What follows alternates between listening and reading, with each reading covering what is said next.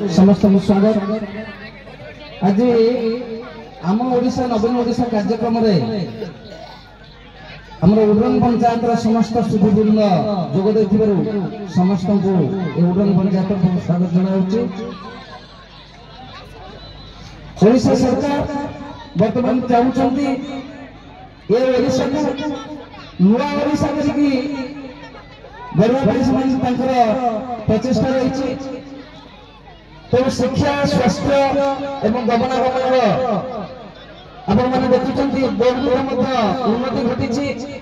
शिक्षा पंचायत शिक्षा विकास करने सरकार बर्तमान चाहते मानसिक शारीरिक आत्मिक आध्यात्मिक प्राणिक शिक्षार विकास करने सरकार चाहते।